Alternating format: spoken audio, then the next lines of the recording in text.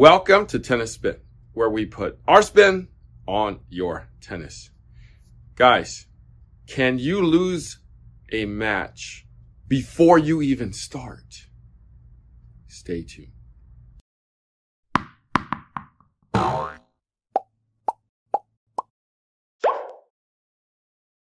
I know I have, right? Just because when I was younger, more naive, more stupid, right?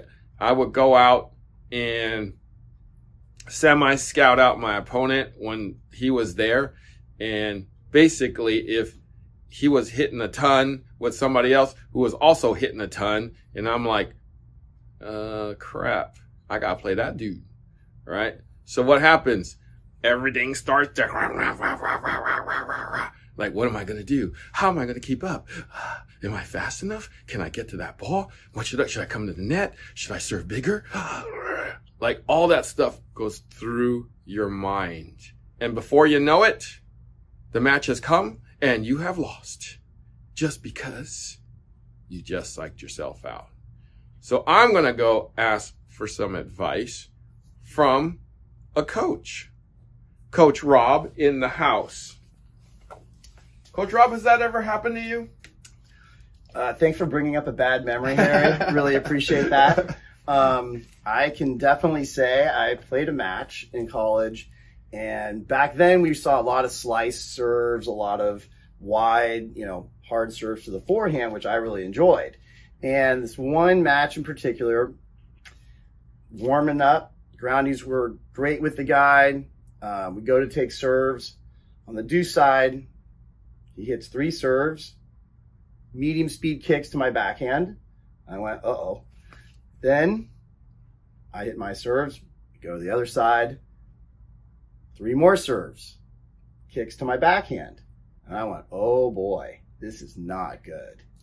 So after losing the first set, because I was afraid of having to hit more backhand returns, I finally said, bring it. Hit me some more backhands, because I'm tired of being afraid of them.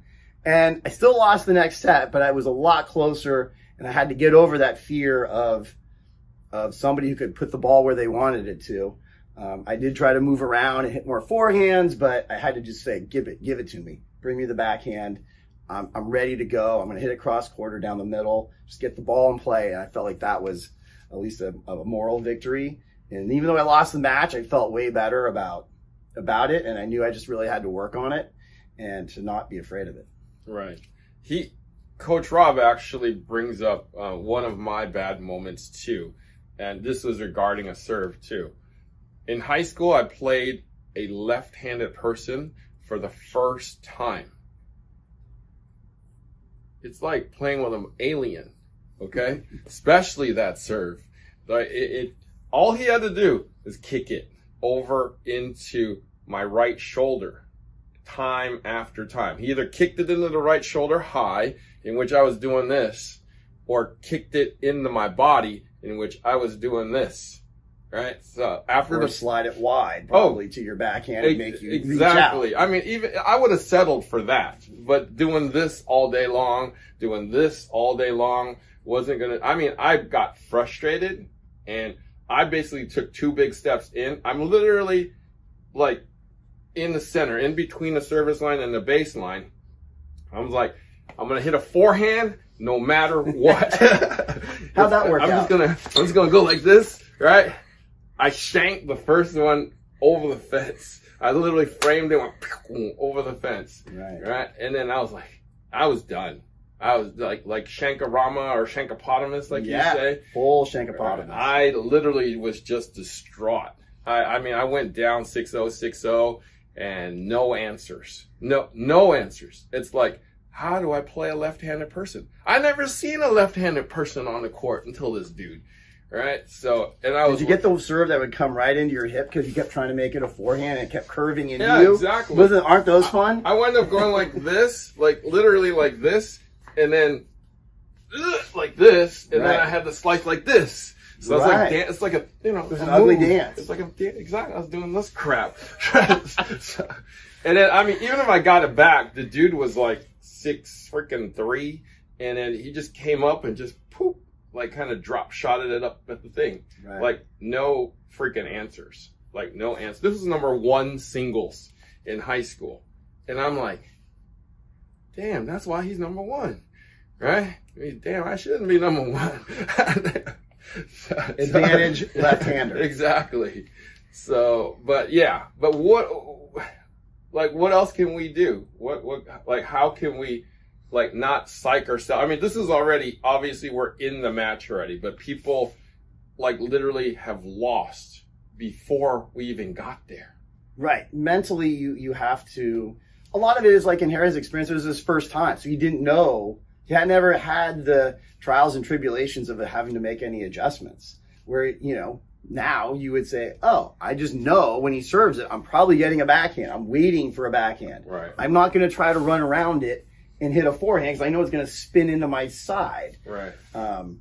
You know, and so you have to maybe slide over more and try to leave a lot more space on the ad side. And try to get him to hit it down the middle to your forehand. So you almost stand in the alley and try to take something away. Mm-hmm.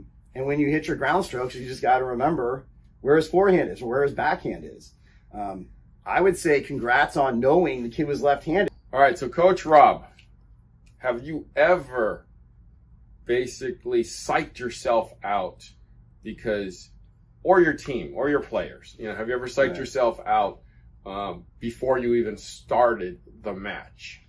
There's a few times where you can say you're going up, you're a low ranked player, you're playing a high seed, and you know the odds aren't necessarily with you, but you still have to go out there and try to have some goals for what you want to do. Like, hey, each point, you hit it 3 times in a row, that's a win. If they have to hit it 4 and they beat you, great. Don't beat yourself. Don't try to be perfect because they're oh so good. Just, they could have a bad day too. You know, you stay out there long enough, maybe they trip and fall. Who knows what can happen? Default. Yeah, you're hoping for the default, right? Whatever. But you want to go out there and always try to have some goal that you can obtain. Maybe it's putting more first serves in. Maybe it is trying to make more returns in play. Trying to, you know, if you're a doubles team, trying to, you know, play 2 back if they're really aggressive doubles teams. Try to give yourself something you can do to try to have some success, even if it's not going to be the end result success, but things that you're trying to achieve each point, each game. If you get 1 game, get another. You win 2 points, let's win 3. Find a way to, you know, not be, oh, it's woe is me, these teams so good, we're going to lose or whatever. Winning and losing will take care of itself. You just need to try to achieve small goals that can lead to winning and losing. Coach Rob brings up a great point. Although, like a UTR 12 playing a UTR 9, right? You're probably going to lose just because of the experience and the match games and experience that 12 has.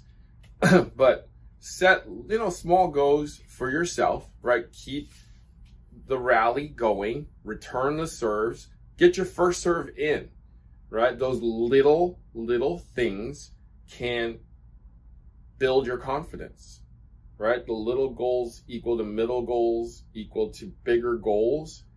And you never know. You might be, 2-2, 3-3, right? Like, I think one of the major goals for most guys that I tell, and I don't know if you tell people this, is when somebody asks me, so what should I do? I say, can you hold serve? Because that's what the pros do. What do you think of that, Coach Rob? Yeah, no, you definitely need to hold serve. And even if that's a struggle and you're playing, you know, somebody like a 12 and a 9, you look at, what does that 12 do? What can I learn from him? Hey, that guy really moves his feet between his hits. Or I notice when I'm getting ready to serve, he's really active. Okay, I'm going to learn and not so much worry about, I've got to beat this guy. Sure, obviously we're playing to win, but what can I learn from playing so I can help myself get better for the next match? Because in the long run, you're trying to get better. And every time you play, practice or a match, you want to learn something. Or you're working on something, or try to stay as positive as you can and pick up some tips that maybe you wouldn't have picked up otherwise. Right. Well, that, Coach Rob, brings up another good point here. Now, if you know he's better than you, right? And you should, instead of folding, right, try some things. I mean, this is the perfect opportunity. You have nothing to lose. Exactly. Go broke on that forehand if you want to. If you're going to go down in flames, right? If you want to test out like a Pete Sampras backhand, do it then, right? If you're not expected to win anyways, you might as well test out some things that you've never tested out before on a better player, right? It's one thing that, somebody at your level or below your level, you're testing these out, but it's a different ball when your opponent is better than you, right? Yeah. That's how I figured out an open stance forehand. We didn't really learn that when we were playing. We just saw a kid, he got the ball hit wide, he ran over it, and he didn't step in, he hit it open. I was like, oh, I can even try that next time I get pulled wide. So you never know what you're going to learn and what you can take away from watching your opponent and trying, because that's who you're playing. You're not playing yourself. So take away a couple little things that's worth your admission to the tournament. Exactly.